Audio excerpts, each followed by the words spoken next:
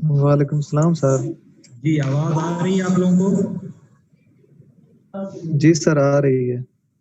अच्छा, मैं अब शुरू करने लगा हूँ। 83 स्टूडेंट्स हो गए, तो बस आप अपने आप को म्यूट कर लें सब।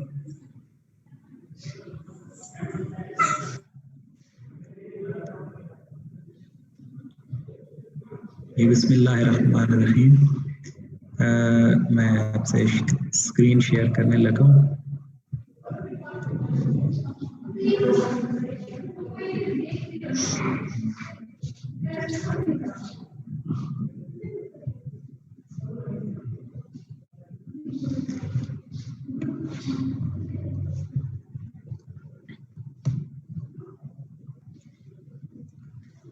जी स्टूडेंट्स, तो ये हमारा क्वांटम 2 का कोर्स है।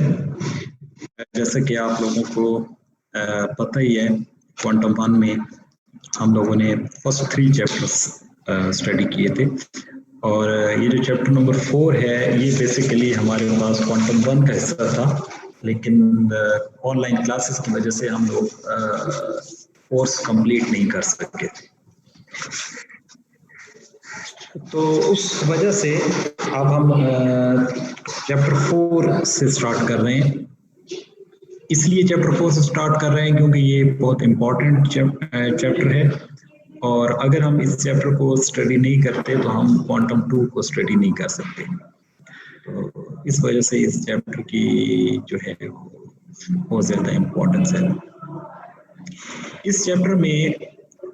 और क्वांटम 2 में मैं पहले थोड़ा सा जनरली आपको बताऊं कि हमने करना क्या क्या है। क्वांटम 2 में थोड़ा सा आपको पहले से ज़्यादा काम करना पड़ेगा और चीज़ों को देखना पड़ेगा, क्योंकि क्वांटम 1 जो थी उसके अंदर हमारे पास बहुत ही बेसिक्स थी, और उन बेसिक्स को हम लोगों ने कुछ चीज़ें ऑलरेडी हमने पढ़ी हुई थी प्रीवियस जो सेमेस्टर्स हैं उनके अंदर। लेकिन अब जो क्वांटम 2 है ये basically implementation of the quantum 1 है। क्वांटम 1 में जो हमने बेसिक आइडियाज को पढ़ा है उनको अब हमने रियल प्रॉब्लम्स के ऊपर इम्प्लीमेंट करना है।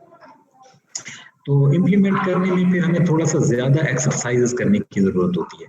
इसलिए एक बात आप अभी से अपने ज़हन में बिठा लें कि इसमें आपको थोड़ा ज़्यादा काम करना पड़ेगा, और मैं आपको कुछ असाइनमेंट्स दिया करूँगा, एक्सरसाइजेस दिया करूँगा वीकली बेसिस पर या आफ्टर 2 वीक्स। तो वो आप लोगों को सॉल्व करनी होंगी, क्योंकि जैसे आपको पता है कि ये क्वांटम जो है ये आपके कोर कोर्सेज में शामिल है, और इनको जब तक आप इनकी प्रैक्टिस नहीं करेंगे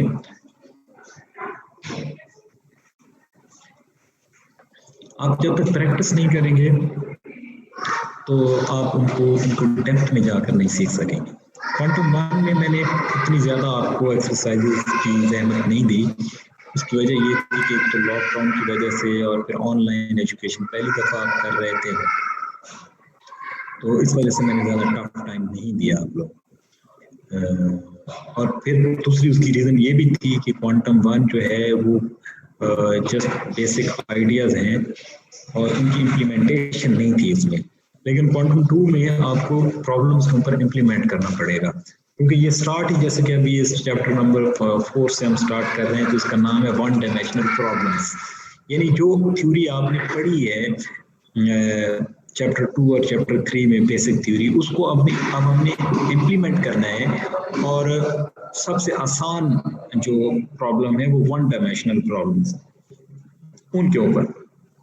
क्योंकि फिजिक्स में हमारा तरीकाकार ये होता है कि हम सबसे पहले सिंपलेस्ट प्रॉब्लम सॉल्व करते हैं, और फिर जब हम सिंपलेस्ट प्रॉब्लम्स को सॉल्व कर लेते हैं तो फिर हम जाते हैं कॉम्प्लेक्स टॉपिक्स की तरफ। तो यानी आहिस्ता आहिस्ता हम फिर उसको रियल प्रॉब्लम्स की तरफ ले आते हैं। अब यहाँ पर 1 डायमेंशनल, जैसे कि आपको नाम से पता चल रहा है कि ये जो है आप यूँ कह लें कि 3 डायमेंशनल प्रॉब्लम की सिंप्लीफिकेशन है। इन रियल वर्ल्ड हमारे पास 3 डायमेंशनल प्रॉब्लम्स होते हैं, लेकिन हम जब उनको स्टडी करते हैं तो पहले हम कुछ आइडियल सिस्टम्स के लिए स्टडी कर लेते हैं, ठीक है। और उन आइडियल सिस्टम्स को जब हम सॉल्व कर लेते हैं तो फिर उनके अंदर हम रियल फैक्टर्स ले आते हैं। जैसे कि आपने छोटी क्लास में पढ़ी होगी आइडियल गैस।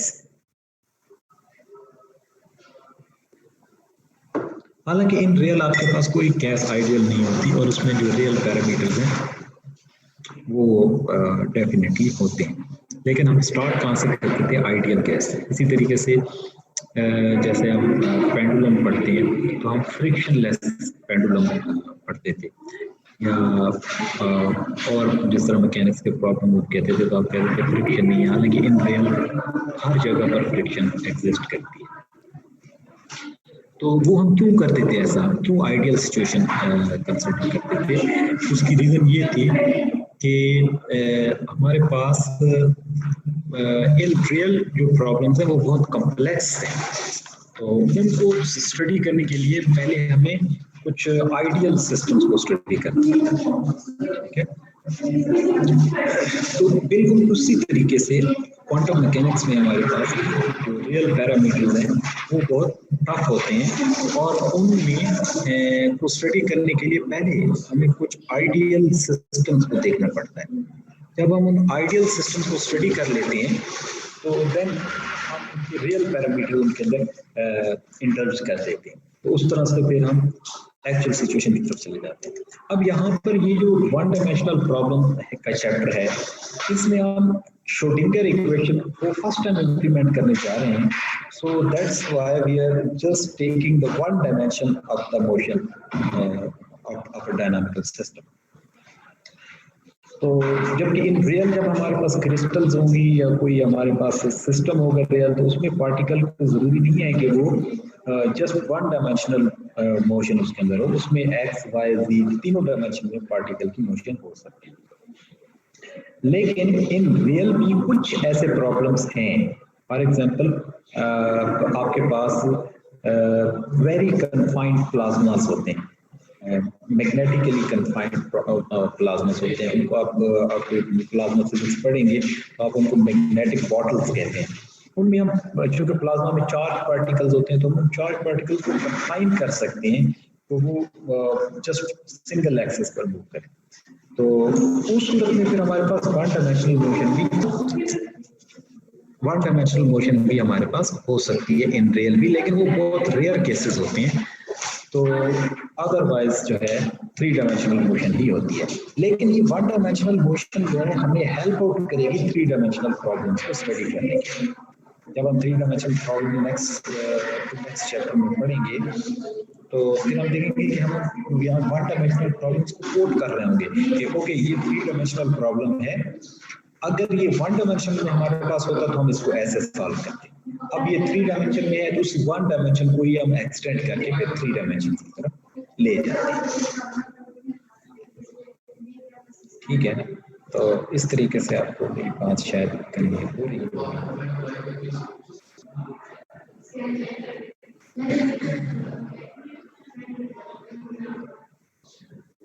अच्छा, तो अब चलते हैं वन डायमेंशनल प्रॉब्लम्स की तरफ और इनको सॉल्व करने की स्ट्रेटेजी आज हम पढ़ेंगे कि कैसे हमने स्ट्रेटेजी क्या होगी वन डायमेंशनल प्रॉब्लम्स को सॉल्व करने की, और फिर हम इसकी कुछ प्रॉपर्टीज को भी पढ़ेंगे। सर एक्सक्यूज मी सर, आवाज बहुत आ रही है आपकी तरफ, शोर आ रहा है बहुत। मेरी तरफ से यहाँ पर तो कोई शोर नहीं है जी, आप हमारे पास शोर। बाकी स्टूडेंट्स को भी ये मसला आ रहा है? यस जी सर, आवाज बहुत ज्यादा सर जी वाइस अरे आपके सामने जी सर हमारे पास भी बहुत शोर आ रहा है आपके यहाँ। सर आवाज क्लियर नहीं आ रही सर, आवाज नहीं आ रही क्लियर। अच्छा यस सर जी, आप सुनिए, आप आवाज सही क्लियर आ रही है? जी जी सर अब ठीक आ रही, अब बेहतर आ रही है पहले से? जी सर अब ठीक है, पहले की निस्बत ठीक है अब। तो अब हम एक्चुअली मैं अभी ये पहले तो थोड़ी ऐसे ही वो डिस्कशन थी, मैं अभी लेक्चर शुरू करने लगा हूँ एक्चुअली। वन डायमेंशनल प्रॉब्लम में हम लोगों ने ये करना है कि हम सबसे पहले तो सपोज करेंगे कि particle is constrained to move along the x axis only. ये पार्टिकल को हमने इस तरीके से बाइंड कर लिया है वो जस्ट एक्स एक्सिस के ऊपर मूव कर रहा है, वाई और जी एक्सिस पर उसकी जो मोशन है वो लेट्स सपोज सीज है, वो नहीं मूव कर रहा है। जस्ट क्यों कर रहे हैं ऐसा? क्योंकि वन डायमेंशनल प्रॉब्लम को समझना है हमने पहले। तो अगर हम डायरेक्टली थ्री डायमेंशनल प्रॉब्लम पे जाएंगे तो कॉम्प्लेक्सिटी बहुत बढ़ जाएगी, इसलिए हम सिंपलेस्ट क्वेश्चन को स्टडी करने के लिए और प्रॉब्लम को अंडरस्टैंड करने के लिए उसके अंदर कॉम्प्लेक्सिटी को मिनिमाइज कर रहे हैं और हम कह रहे हैं कि पार्टिकल जो है वो जस्ट एक्स एक्सिस के अलावा मूव कर रहा है। ठीक है, अब अगर वो पार्टिकल एक्स एक्सिस के अलावा मूव कर रहा है then wave function should depend on a single variable instead of x, y, z, etc. ये सिर्फ x वेरिएबल के ऊपर डिपेंड करेगा, जो भी हमारे वेरिएबल हैं। फॉर एग्जांपल हमारा वेव फंक्शन है, ठीक है, तो वेव फंक्शन जैसे कि आपको नजर आ रहा होगा कि ये वेव फंक्शन हमारा जो है ये जस्ट जो है वो डिपेंड कर रहा है x एक्सिस के ऊपर। ये देखिए ये वेव फंक्शन क्या है, वो सिर्फ x एक्सिस के ऊपर डिपेंड करता है, फाई फंक्शन ऑफ x। अगर ये थ्री डायमेंशनल होता तो ये फिर x, y और z तीनों पर डिपेंड करता। ठीक है, और फिर दूसरी चीज इंपॉर्टेंट चीज वो ये है कि टाइम डिपेंडेंस भी हमने इसकी फ्रीज कर दी है। फिलहाल आसानी की खातिर हम टाइम इंडिपेंडेंट श्रोडिंगर इक्वेशन ले रहे हैं। जैसे कि मैंने आपको चैप्टर 3 में पढ़ाया था, दो तरह की श्रोडिंगर इक्वेशन है, एक हमारे पास टाइम इंडिपेंडेंट श्रोडिंगर इक्वेशन है और एक टाइम डिपेंडेंट श्रोडिंगर इक्वेशन है। तो यहाँ पर हम फिलहाल टाइम का जो फैक्टर है या टाइम एवोल्यूशन है उसको नेगेट कर रहे हैं, उसको नहीं ले रहे और सिर्फ टाइम इंडिपेंडेंट जो वेरिएबल्स हैं उन्हीं के ऊपर रिलाई कर रहे हैं। तो ये आपकी सिंपल श्रोडिंगर इक्वेशन है, H psi equal to E psi, ये आपके सामने। अब ये जो H है ये क्या है, इसके अंदर ये आपके पास एक हैमिल्टोनियन है ऑपरेटर है जिसको हम कहते हैं टोटल एनर्जी ऑपरेटर। ठीक है, ये आपने पढ़ा हुआ है पिछले चैप्टर के अंदर हैमिल्टोनियन, और ये टोटल एनर्जी ऑपरेटर होता है। इसमें दो चीजें, एक तो ये है कि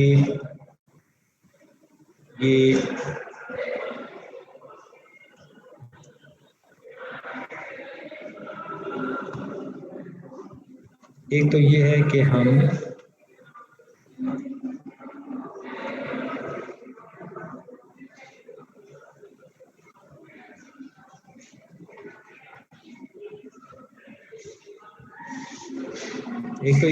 इसमें हमारे पास दो चीजें हैं हैमिल्टोनियन के अंदर।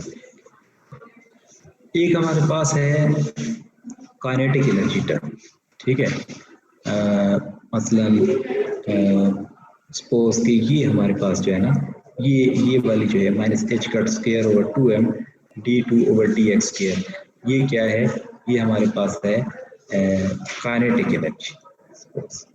ठीक है, तो ये देखिए ये वाली जो टर्म, ये जो मैंने हाईलाइट किया था, ये टर्म क्या है, ये हमारे पास है काइनेटिक एनर्जी। ठीक है, और इसी तरीके से ये वाली जो टर्म है, ये जो है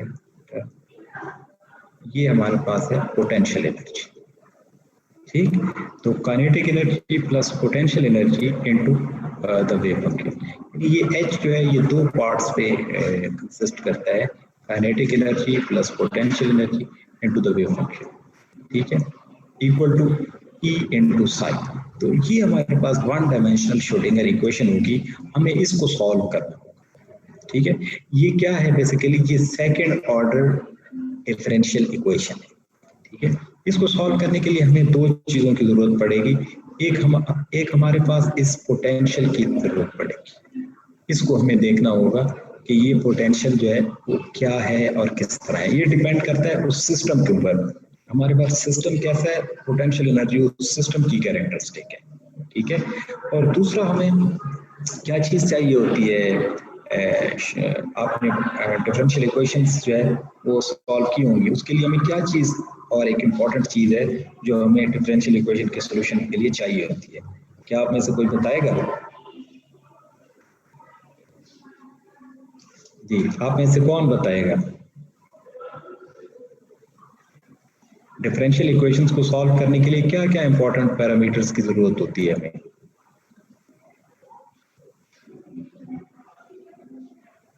जी, एनीवन?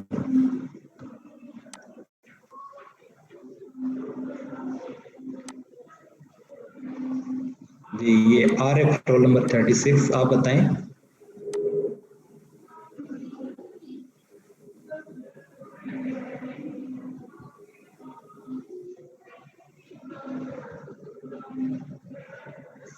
या कोई और स्टूडेंट बता दें।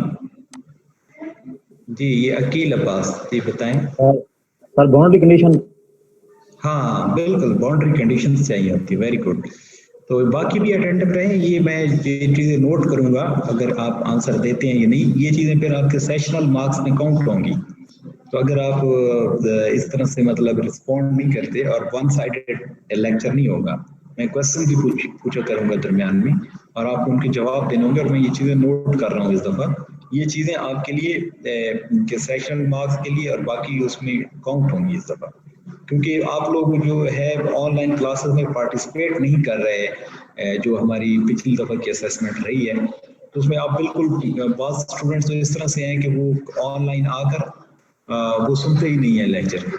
तो अगर लेक्चर में आप तभी पार्टिसिपेट करेंगे अगर आप सुन रहे होंगे चीज़ों को और आपको दरमियान में कोई क्वेश्चन पूछा जाएगा तो आप उसको आंसर करने की कोशिश करेंगे। तो ये चीज़ें मैं इस दफ़ा देख रहा हूँ, साथ साथ मैं जो है ना इसको नोट कर रहा हूँ। हाँ, तो बिल्कुल सही बताया इन्होंने अकील ने कि बाउंड्री कंडीशंस चाहिए होती हैं हमें शॉर्टिंग डिफरेंशियल इक्वेशन को सॉल्व करने के लिए। तो चलें आगे चलते हैं।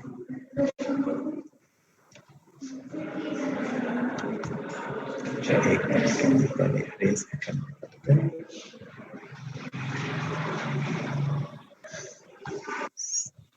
चलिए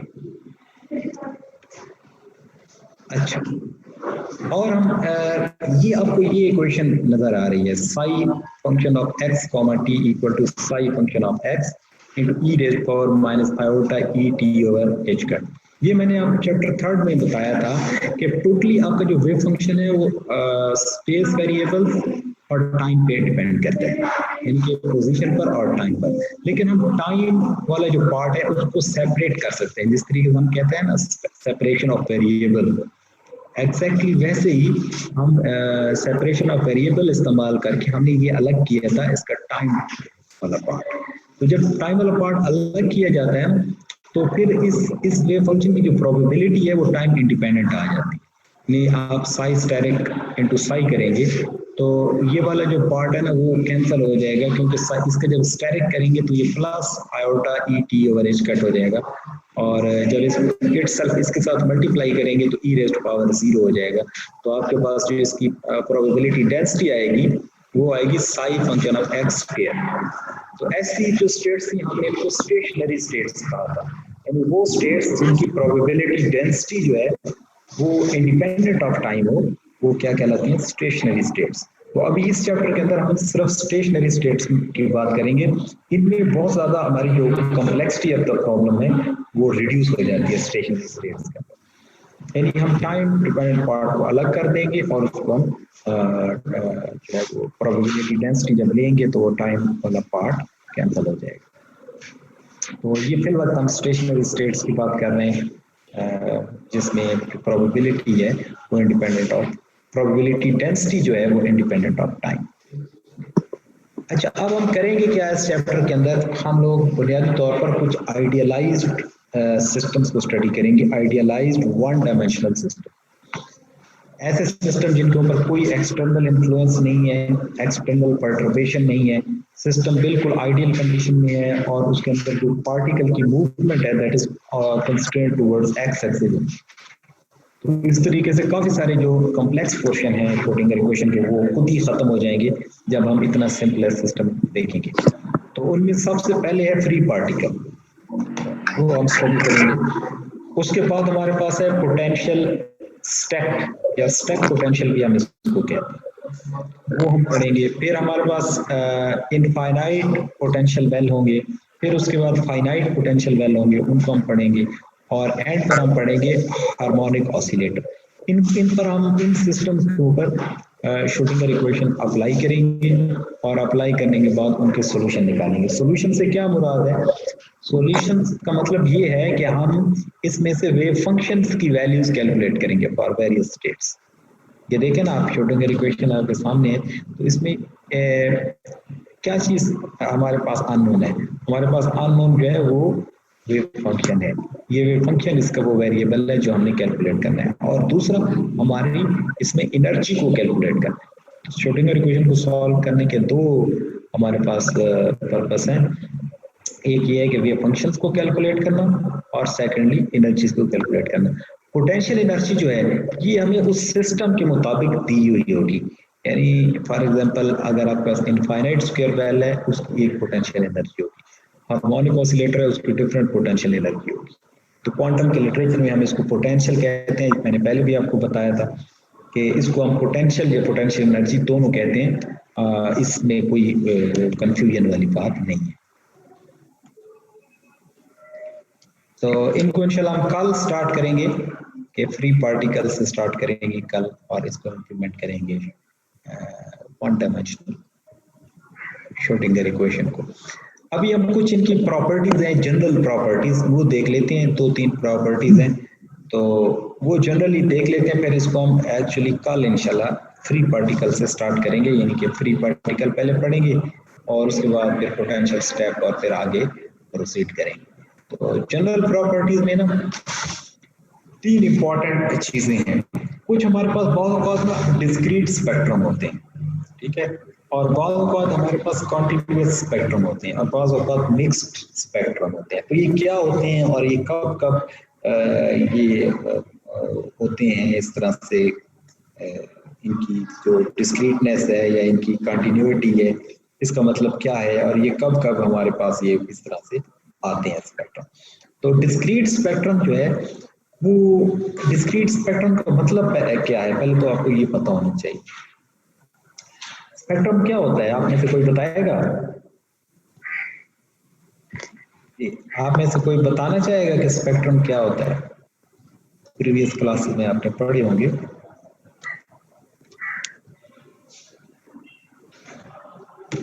जी, ये मुझे बताएंगे।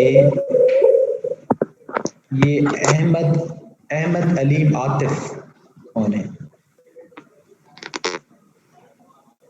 ये एक तो अपना नाम भी जो ऑफिशियल नेम है वही रखा करें इस पर, ठीक है ना, ताकि आपकी जो सेशनल मार्क्स हैं वो इसी हिसाब से, अगर आपने अपना नाम चेंज किया हुआ है तो हमारे पास फिर आपके जो क्वेश्चन के आंसर होंगे वो हम नहीं लिख सकेंगे कि फलां स्टूडेंट ने आंसर किया था। अपना एक्चुअल नेम है वही लिखा करें इस पर आईडी के ऊपर। जी, ये जवाब देंगे आप? अहमद अलीम।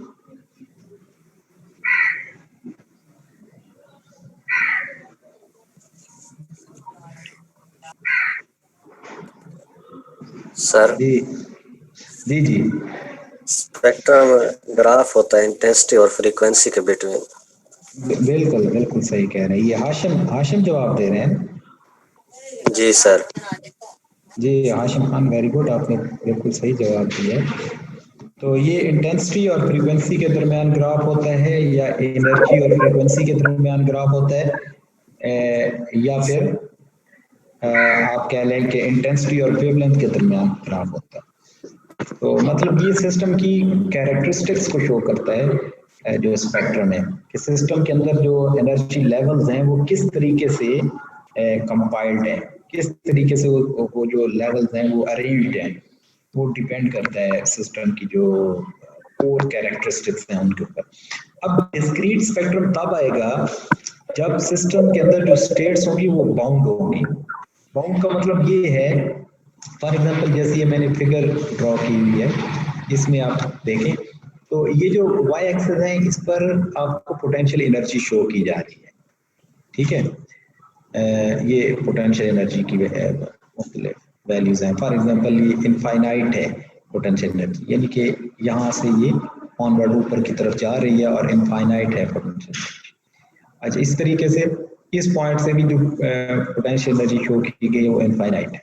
और अब पार्टिकल है, उसकी कोई एनर्जी है, फॉर एग्जांपल ई एनर्जी है, ठीक है। तो ये पार्टिकल इस एनर्जी के साथ यहाँ पर मूव कर रहा है। अब पार्टिकल के पास अगर इस इनफाइनाइट से ज्यादा एनर्जी होगी तो वो क्लाइंब करके बाहर जा सकता है वॉल, अदरवाइज वो बाहर नहीं जा सकता। यानी कि आप ये कह लें कि पार्टिकल जो है इन दो वॉल्स के दरमियान बाउंड है और इनसे बाहर क्लाइंब नहीं कर सकता। ऐसे सिस्टम को हम क्या कहते हैं? Bound system. यानी पार्टिकल के पास इतनी एनर्जी ना हो कि वो उस जो सिस्टम की वॉल्स हैं उनको क्लाइंब करके बाहर ना जा सके, तो फिर हम उसको कहते हैं बाउंड पार्टिकल्स या बाउंड सिस्टम। अगर पार्टिकल की एनर्जी बहुत ज्यादा है, एनर्जेटिक पार्टिकल है, फॉर एग्जांपल ये जो वॉल्स फिगर में आपको शो की गई हैं, इनसे पार्टिकल की एनर्जी ज्यादा है, तो वो क्या होगा? वो क्लाइंब करके बाहर चला जाएगा, तो वो अनबाउंड सिस्टम कहलाएगा। तो अब जब भी सिस्टम बाउंड होगा ना हमारे पास, तो उसको जब हम स्पेक्ट्रम ड्रा करेंगे तो वो डिस्क्रीट स्पेक्ट्रम होगा, लाइन स्पेक्ट्रम होगा, यानी उसकी कुछ वैल्यूज ऑफ फ्रीक्वेंसीज के ऊपर एनर्जी आएगी और कुछ पर हमारे पास नहीं आएगी, ठीक है। कॉन्टिन्यूअस वैल्यूज नहीं होगी, डिस्क्रीट वैल्यूज होंगी उसकी। तो ये डिस्क्रीट स्पेक्ट्रम कब आएगा? जब बाउंड स्टेट्स होंगी, यानी energy of the particle is less than energy of the system. System से कम है तो वो पार्टिकल उसके अंदर बाउंड हो जाएगा और उससे बाहर नहीं जा सकेगा। तो जब हमारे पास T is less than V होता है, ये केस होता है, तो श्रोडिंगर इक्वेशन जो है वो जस्ट डिस्क्रीट सॉल्यूशन एडमिट करती है। कोई भी कॉन्टिन्यूअस सॉल्यूशन जब हम पुट करेंगे तो श्रोडिंगर इक्वेशन सेटिस्फाई नहीं करेगी। तो इससे हम ये कंक्लूड कर सकते हैं कि bound states always have a discrete spectrum. इसके एग्जांपल्स आपके पास इनफाइनाइट स्क्वायर वेल है, इनफाइनाइट स्क्वायर वेल में बाउंड स्टेट्स होती हैं, हार्मोनिक ऑसिलेटर है, ये सब में क्या होता है कि हमारे पास बाउंड स्टेट्स होती है। और अब बाउंड स्टेट सिस्टम में आपको मैं इन कंक्लूजन ये लाइन मैंने लिखी है कि इन 1D यानी one dimensional case energy levels of a bound system are discrete and non degenerate. Non degenerate क्या है ये मैं आपको एक्सप्लेन करूंगा, इसकी थोड़ी डिटेल है, तो ये मैं आपको कल एक्सप्लेन करूंगा कि नॉन डीजनरेट और डीजनरेट सिस्टम क्या होते हैं। तो आपने ये याद रखना है कि बाउंड सिस्टम जब भी होगा तो उसका स्पेक्ट्रम क्या होगा? वो डिस्क्रीट होगा। अच्छा, दूसरी चीज ये होगी, दूसरी इंपॉर्टेंट प्रॉपर्टी ये है बाउंड सिस्टम की, the wave function of a one dimensional bound state system has n nodes if n is equal to 0 correspond to the ground state। अगर ग्राउंड स्टेट को आप n is equal to 0 पर रखते हैं, suppose करते हैं, तो फिर n नोड्स बनेंगे। जिस तरह एक वेव है ना, उसका एंटी नोड होता है और नोड होता है, तो n नोड्स बनेंगे, n एंटी नोड्स बनेंगे। और अगर आप ground state n is equal to 0 की बजाय n इज इक्वल टू 1 पर रखते हैं, तो फिर आपके पास एक तो वो n इज इक्वल टू 1 पर ग्राउंड स्टेट लोड आ गया, उसके ऊपर क्या होगा? n-1 नोड्स उसके ऊपर आएंगे, अगर टोटल जो है वो n स्टेट्स हमारे पास। अच्छा, अब दूसरा है कॉन्टिन्यूअस स्पेक्ट्रम। ये होता है कि जब आपके पास सिस्टम अनबाउंड हो, यानी कि पार्टिकल्स पर कोई बाइंडिंग ना हो, सिस्टम की ग्रिप में ना हो पार्टिकल। मतलब आप इसकी सादा सी मिसाल यूं ले लें कि अगर आपके पास एक रूम है और उसके अंदर जो उसकी साइड्स पे वॉल्स हैं वो छोटी छोटी हैं और फ्लैट से उसकी सीलिंग नहीं है, ओपन है, तो उसके अंदर जो वॉल आप है उसको आप उछालते हैं और इतनी जोर से उछालते हैं कि उस जो उस आप कह लें कि जो रूम है उसकी वॉल्स की लेंथ से उसकी हाइट ज्यादा होती है, वॉल की हाइट ऑफ उसकी जो है क्लाइंबिंग हाइट है वो ज्यादा होती है, तो वो क्या होगा कि वो वहां से क्लाइंब करके बाहर चली जाएगी। तो अब क्या एक्चुअली है क्या यहाँ पर कि उस पार्टिकल की जो है ना एनर्जी वो ज्यादा है as compare to system energy, यानी ये है पार्टिकल की एनर्जी ई, और आगे जो मैं इंसर्कल कर रहा हूँ ये क्या है? ये सिस्टम की पोटेंशियल एनर्जी है। तो अगर पार्टिकल की जो एनर्जी है वो सिस्टम की एनर्जी से ज्यादा है, तो फिर पार्टिकल सिस्टम का बाउंड नहीं होगा। सिंपल सी आपके पास इसकी डेफिनेशन है बाउंड और अनबाउंड की। बाउंड तब होगा जब पार्टिकल की एनर्जी कम है और सिस्टम की ज्यादा है, तो पार्टिकल फिर उस सिस्टम के अंदर बाउंड हो जाएगा। अनबाउंड तब होगा कि अगर पार्टिकल की एनर्जी सिस्टम से एनर्जी से ज्यादा है, तो वो सिस्टम के अंदर नहीं रहेगा बल्कि वो अनबाउंड होगा, वो सिस्टम से बाहर भी जा सकेगा। तो जब से अनबाउंड सिस्टम होगा तो तब हमारे पास कंटिन्यूअस स्पेक्ट्रम बनेगा, उसमें डिस्क्रीटनेस नहीं होगी, हर वेवलेंथ के ऊपर हर फ्रीक्वेंसी के ऊपर इंटेंसिटी की वैल्यू आ रही होगी। इसकी मिसाल है फ्री पार्टिकल्स। फ्री पार्टिकल्स में क्या होता है कि फ्री पार्टिकल के ऊपर कोई पोटेंशियल एनर्जी नहीं होती। ऐसा पार्टिकल जिसके ऊपर कोई potential energy of the system apply नहीं होती उसको फ्री पार्टिकल कहते हैं। अब जब उसके ऊपर कोई पोटेंशियल एनर्जी नहीं होती, कोई ग्रिप भी नहीं होती सिस्टम की, तो पार्टिकल जो है वो फ्री हो जाता है और उसको हमें किसी किस्म की फोर्स उसके ऊपर अप्लाई नहीं कर सकते। ये हमारे पास कंटिन्यूअस सिस्टम है। और मिक्स सिस्टम ये होता है कि अगर हमारे पास सिस्टम का कुछ हिस्सा बाउंड हो और कुछ हिस्सा अनबाउंड हो, ठीक है ना। बाउंड और अनबाउंड का मतलब, तो फिर मिक्स का मतलब बहुत सिंपल है कि कुछ हमारे पास सिस्टम का पार्ट बाउंड हो और कुछ अनबाउंड हो। फॉर एग्जांपल एक्स एक्सिस के अलोंग, पॉजिटिव एक्स एक्सिस के अलोंग सिस्टम बाउंड है और नेगेटिव एक्स एक्सिस की तरफ अनबाउंड है, तो टोटली ये क्या होगा, ये मिक्स सिस्टम होगा, ना तो बाउंड होगा ना ही टोटली अनबाउंड। ये तीन तरह के सिस्टम जो है, बाउंड, अनबाउंड और मिक्स सिस्टम, ये आप लोगों ने एक दफा रिवाइज करनी है और एक दफा श्रोडिंगर इक्वेशन को रिवाइज करना है। कल इंशाल्लाह हम इस श्रोडिंगर इक्वेशन को अप्लाई करेंगे उसके ऊपर फ्री पार्टिकल। सर ये दूसरा समझ नहीं आया सर। कंटिन्यूअस नो सर, वो नोड वाला दूसरा पॉइंट जो है, दूसरा पॉइंट नोड वाला ये है कि अगर आपकी ग्राउंड स्टेट जो है वो आप n = 0 के ऊपर रखते हैं, ठीक है, तो फिर n नोड्स होंगे सिस्टम, ठीक है ना। n नोड्स, क्योंकि n स्टेट्स हैं तो n नोड्स बनेंगे, ठीक। और अगर आपकी जो ग्राउंड स्टेट है वो आप n = 1 के ऊपर सपोज करते हैं, ठीक है, तो अब चूंकि आप एक स्टेट आपने ऊपर सपोज किया है, ठीक है, n = 0 स्टेट को आपने एलिमिनेट किया है, तो अब आपके पास जो नोड्स बनेंगे ना वो n-1 स्टेट्स के ऊपर बनेंगे, ठीक है ना। बाज़ औक़ात हमारे पास जो n = 0 वाली स्टेट है वो एप्लीकेबल नहीं होती या वैलिड नहीं होती, हम आगे जाकर कुछ प्रॉब्लम्स में देखेंगे, ठीक है, वो प्रॉब्लमेटिक होती है। तो दूसरी चीज जो है वो ये है कि अगर हमारे n = 0 से ही स्टार्ट कर लेते हैं तो फिर जो है हमारे पास n नोड्स हैं सिस्टम के। तो ये बहुत सिंपल सा कॉन्सेप्ट है कि n = 0 से स्टार्ट करेंगे सिस्टम को तो n नोड्स होंगे, और n = 1 से स्टार्ट करेंगे तो n-1 नोड्स। सिंपल, ठीक है। कोई और क्वेश्चन है तो आपको, पार्टिकल अगर बाउंड हो और दूसरी साइड पर वो जा सके, तो इस तरह के सिस्टम को हम कहते हैं मिक्स सिस्टम, यानी कि for some direction it is bound and for the other direction it is unbound. बात समझ में आई है ना? Yes sir.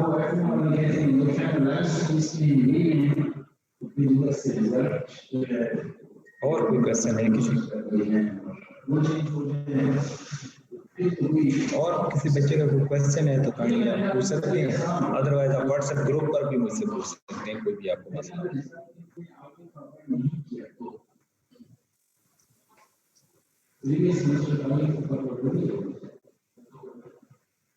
जी। कोई और स्टूडेंट प्लीज क्वेश्चन है तो आप पूछ लें। ग्रुप में भेज देना सर। हाँ पेज में इंशाल्लाह।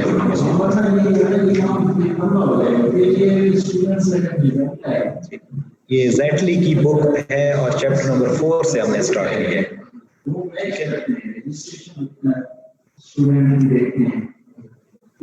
आप साथ साथ इसके ना सॉल्व प्रॉब्लम्स और इसकी एग्जांपल्स को करते रहें। इस दफा जो है वो हमारी एग्जांपल्स और प्रॉब्लम्स लाजमी इंक्लूड होंगे क्योंकि ये बहुत इंपॉर्टेंट है इम्प्लीमेंटेशन के हवाले से। ठीक है, फिर इंशाल्लाह कोई क्वेश्चन होगा तो आप मुझसे कल पूछ लीजिएगा या व्हाट्सएप ग्रुप पे पूछ सकते हैं।